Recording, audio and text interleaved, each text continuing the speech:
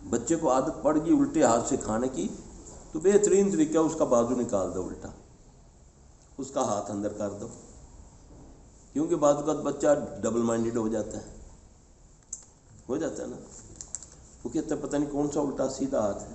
اعوذ باللہ من الشیطان الرجیم، بسم اللہ الرحمن الرحیم۔ وَإِن يَمْسَسْكَ اللَّهُ بِضُرٍّ فَلَا كَاشِفَ لَهُ إِلَّا هُوَ وَإِن يُرِدْكَ بِخَيْرٍ فَلَا رَادَّ لِفَضْلِهِ يصيب به من يشاء من عباده وهو الغفور الرحيم۔ ٹھیک ہے نا؟ اب میں نے تربیت کرنی ہے نا اس کی، میں نے اس کو بچانا ہے نا شیطان سے، تو مجھے بتا کر گئے نا نبی صلی اللہ علیہ وسلم کہ یہ طریقے اڈاپٹ کرو نا، تو پھر تمہیں یہ بیماریاں نہیں لگیں گی، پھر یہ تنگ نہیں ہوں گے۔ فرما جو دیا آپ نے تو میں نے فالو کیا، کبھی ہوئے اس میں سیمینار ہوئے، مذاکرے ہوئے، کبھی اینکر بیٹھے ہیں؟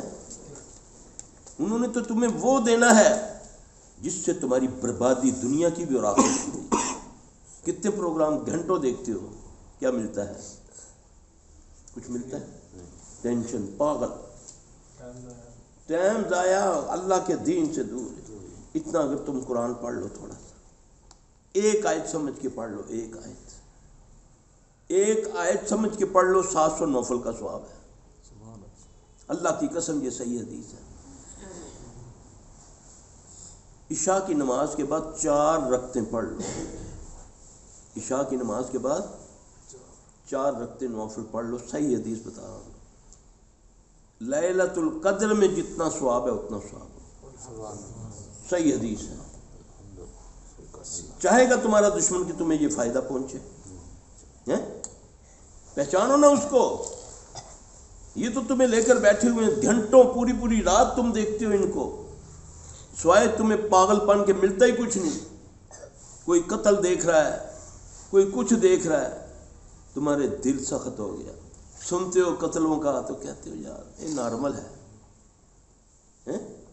پہلے دور میں ہمیں یاد ہے راولپنڈی میں ایک بنی سے قتل ہوا، بڑی پرانی گل، پورے پنڈی ایسا سن ہو گیا، ہم چھوٹے تھے، ایک قتل ہوا، ایسا سب خوف زدہ تھے۔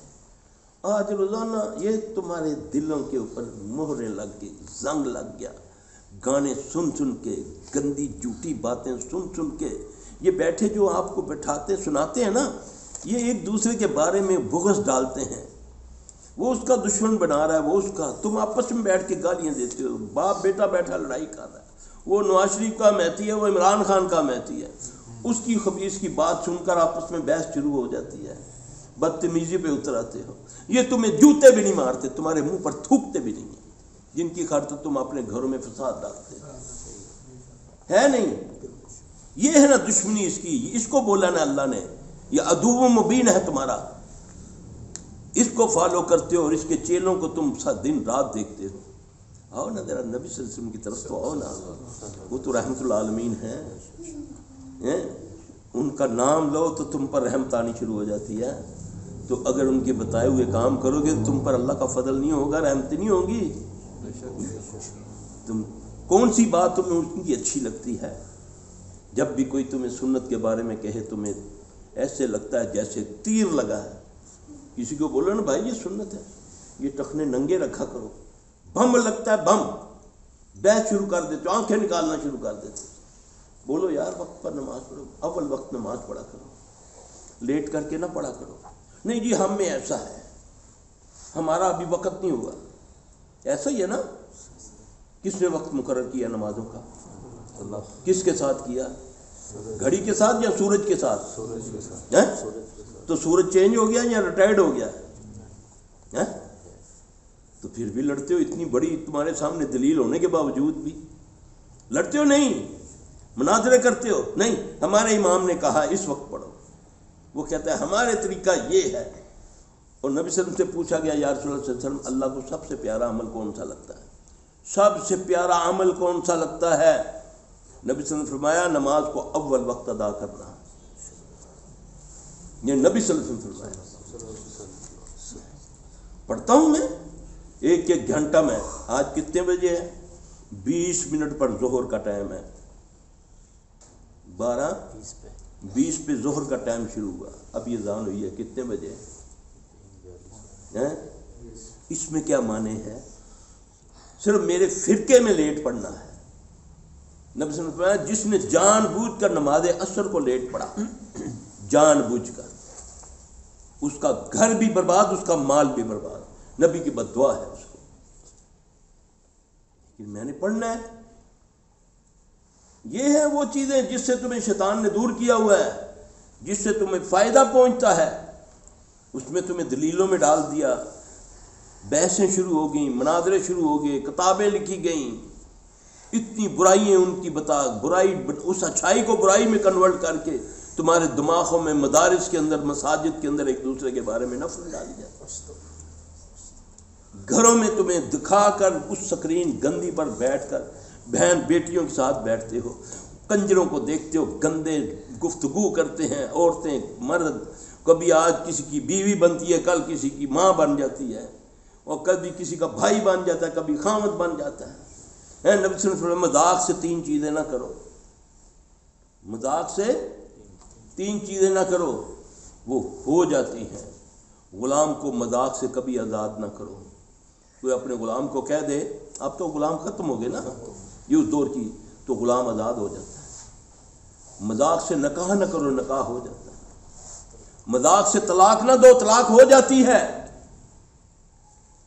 تم بہن بیٹیوں کے ساتھ، نانیوں دادیوں کے ساتھ بیٹھ کر ادھر تسبیح پکڑی ہوتی ہے، داڑھی اتنی لمبی، تہجد گزار بیٹھا ڈرامے فلمیں دیکھ رہا ہے، گانے لگ رہے ہیں، ننگے پہلوان دیکھ رہا ہے، کرکٹ کا میچ دیکھ رہا ہے. جی کوئی حیا نہیں. وہ ننگا جسم دیکھنے کا ہے تجھے کہاں تک حکم ہے کہ مرد کو کہاں تک دیکھ سکتے ہو؟ مرد کو گھٹنوں سے لے کر ناف تمہاری چھپی ہونی چاہیے، تمہارے گھٹنے. یہ مرد کی حیا ہے. اگر مرد کے گھٹنے نظر آ رہے ہیں تو یہ بے حیائی میں آ جائے گا. تو وہ جو بڑے بڑے گند والے پہلوان اتنا تک سب آگے پیچھے سے ان کا سب کچھ نظر آ رہا ہے. جب تم بہن بیٹیوں میں بیٹھ کے دیکھو گے تمہارے گھروں پہ رحمت آئے گی، تمہاری آنکھوں میں حیا آئے گی. جب ان گندے ایکٹرز کو جو ایسی بکواسیں کرتے ہیں، لڑکی کے ساتھ لڑکی اس کے ساتھ کرتی ہے ڈراموں میں، یہ فلموں میں کیسے گند ہے. تو تم کر سکتے ہو اپنے ماں باپ کے سامنے، اپنی بیویوں سے. اتنی عمر ہو گئی ہے آج بھی شرم آتی ہے. بچے بیٹھے ہوں تو بیوی پاس بیٹھے، آج بھی شرم آتی ہے.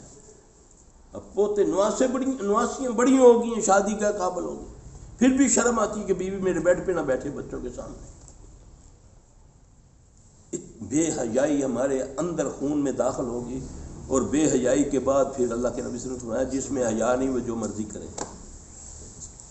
تمہیں باقاعدہ تمہارے اوپر کام ہوا. کیوں کہ حیا والے جو تھے، بیت المقدس جب فتح ہوا نا، انہوں نے فتح کیا تو سپر طاقت تھے اس وقت صحابہ. 2 سپر طاقتیں تھیں جو ان کی ہیلپ کرتی تھی، ہماری نہیں. ایک ایران اور ایک روم. وہ کیا تھا ان کے پاس؟ اللہ کی حیا، نبی کی حیا اور آنکھوں کی حیا تھی. ملا نا تشتری پہ رکھ کے چابی. چھیڑو نا آج ذرا یہودیوں کو، ذرا مارو نا ایک کو کسی کو دنیا میں، تمہارے ملک کو وہ تباہ کر دیں. اس وقت کیا تھا ان کے پاس؟ اس وقت بھی وہ طاقت والے تھے. سارا سونے کا کاروبار، سارا بزنس یہودیوں کے پاس تھا. دیا انہوں نے. کیا چال چلی انہوں نے؟ سب سے اخیر لی. جب دیکھا یہ تو بڑھتے ہی آ رہے ہیں، اس کیفیت میں جنگلوں صحراؤں میں رہنے والے. یہ تو نہیں تھا کہ جہاز اڑا تو چھاتا اترا تو فوج اتر گئی. مہینوں لگتے تھے، پھر راستوں میں لڑائیاں ہوتی تھی، پھر آگے پار کرتے تھے. اس کیفیت میں جب انہوں نے دیکھا یہ ناقابل تسخیر ہے تو کیا چال چلی انہوں نے؟ ان کا تو تھنک ٹینک تھا نا. انہوں نے بولا کہ اب یہ کرتے ہیں کہ یہ تو اب جنگلوں پہاڑوں میں عرصے سے بھٹک رہے ہیں، یہ جوان لوگ ہیں، عورتوں سے دور ہیں، انہوں نے نیم برہنہ عورتیں سائڈوں پہ کھڑی کر دی کہ جب یہ اس طرف آئیں گے عورتوں کو دیکھیں گے اس حالت میں ٹوٹ پڑیں گے، سب جنگ شنگ ختم ہو جائے گی ان کی۔